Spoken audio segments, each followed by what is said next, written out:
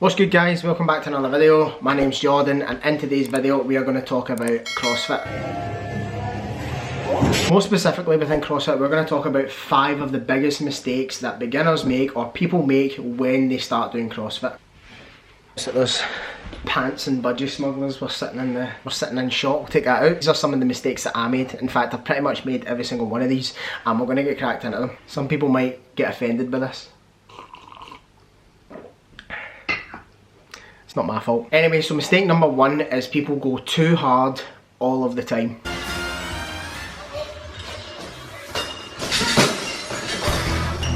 CrossFit's kind of methodology is constantly varied functional movements done at high intensity. So meaning they push, pull, hinge, walk, run, carry, swim, bite, any movement that you can kind of think of, thrown in as many combinations as you can, try and elicit some form of workout or stimulus. Now a huge part of CrossFit's methodology is intensity.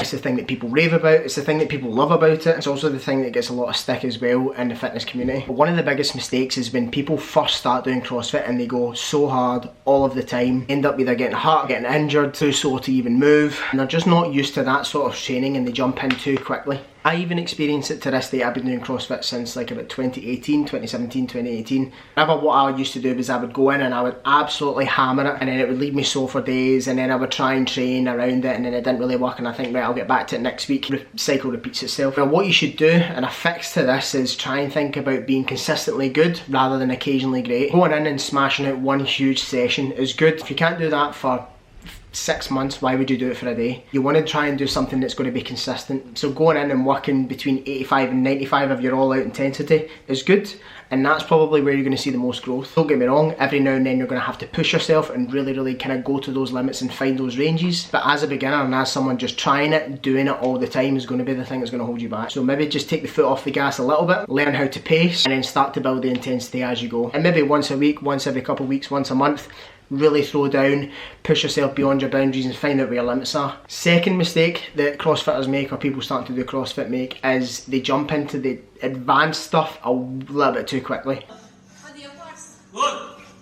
What I mean by advanced is things like kipping pull-up, kipping chest to bar, ring muscle up, handstand walk, handstand push-up, heavy squat snatches, all of those sorts of things, and they jump in way too quickly. Starting off at the kind of lowest level of progression and then starting to build yourself up rather than seeing what you see at the CrossFit Games and trying to emulate that. You are not a CrossFit Games athlete, I am not a CrossFit Games athlete. Why do you think that you can just train like one? That's what got me into the sport, that's what got me into doing this as well. We're seeing those guys on the documentaries and thinking that's cool, I want to do that. But what you have to learn is I'm still trying to outdo some bad habits that I picked up when I first just kind of chucked myself into it. So jumping into the advanced stuff before you can even do, for example, if you're unable to do, you know, between 5 and 10 strict controlled pull-ups, you have no business doing kipping pull-ups, zero business. Same way if you're struggling to do, you know, a handful of just regular push-ups on the floor, you have no business doing handstand push-up. And if you can barely kick up into a handstand and hold it, why are you trying to walk on your hand? Take your time building those fundamentals and building those positions, and it's only going to benefit you down the line. Number 3, that puts me onto a good point, and that is people are too ashamed to scale. So you see a workout on the board that says RX and you come in and you've been training for a wee bit and you think, fucking hell, I'm strong, I can do this. And the workout RX, say for example, it's 3 rounds of a 400 meter run, 7 squat snatches at 60 kilos for the guys and 40 kilos for the girls. And your 1 rep max is 65. You have no business doing that workout RX. You're there all day, you're probably going to get fucking injured, and the only person that you're doing a disservice to is yourself. What you should instead be doing is, again, if you're in a gym with a good coach, they'll recognise this. Some people are a little bit too stubborn and they want to go out and try and do that anyway. I know, because I've done that, and the whole purpose of a lot of these workouts is to gain a stimulus, and more often than not they've got time caps, and the goal is to try and complete these workouts within the time caps. If a workout like that has a time cap of 16 minutes and you're still there 25 minutes later trying to get through your squat snatches, you need to pull it back a wee bit and you need to dial it back and work with an appropriate weight and an appropriate movement as well for you.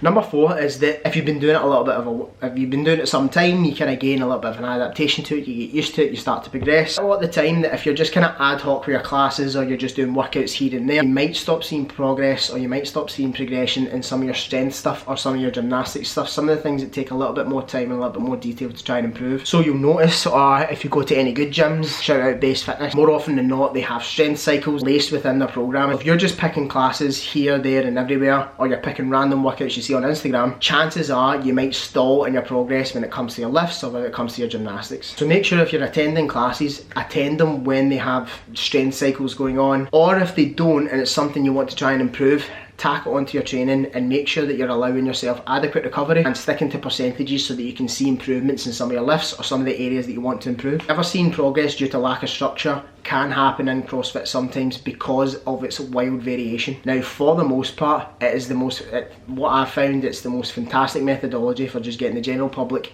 healthy and moving again. For people that get a little bit more serious about their training, sometimes they need a little bit more detail when it comes to the squatting or when it comes to the deadlifting or when it comes to the Olympic lifts, and following a structured program is going to help solve those problems. Number 5 is they don't take time when they get into it a little bit to regress before they progress again. So what I mean by that is, I'll take a really good example of myself, Andy and James. We'll go through phases of our training where we look at gymnastics as a good example of this. In a workout, say there's a workout with handstand walking in it. It's mixed with, you know, skiing and wall balls. This is just an example. And what tends to happen, that you're unable to do this high skill gymnastics movement, or whilst your heart rate is sky high and you're blowing out your ass, and you know that it's very difficult for you to do that movement under fatigue. So what we'll do is we'll maybe spend 4 weeks just working on something in isolation, trying to improve positions, trying to improve efficiency, trying to make the reps faster, trying to make the reps cleaner, and just trying to get better at that movement in isolation. And we'll spend time doing it whilst you're a little bit out of breath, maybe pairing it with a little bit more of an aerobic exercise like a bike and then the gymnastics movement, and then in the next block doing it as a fully integrated kind of system and doing it within a workout, balls to the walls, and seeing if you're able to improve it. Sometimes in order to kind of get to that next level, what I've found is that spending time in isolation in some of these movements is going to help. With that being said, a huge caveat to that is to get better at CrossFit, you have to do CrossFit. I'll give a wee bonus one.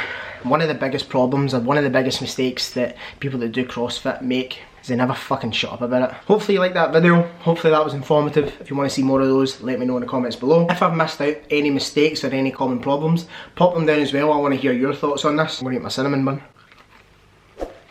Stay tuned for more videos. Follow me on Instagram, TikTok, Twitter, and if you want to know more about my programs or how I can help you, you can see the links down below. Peace!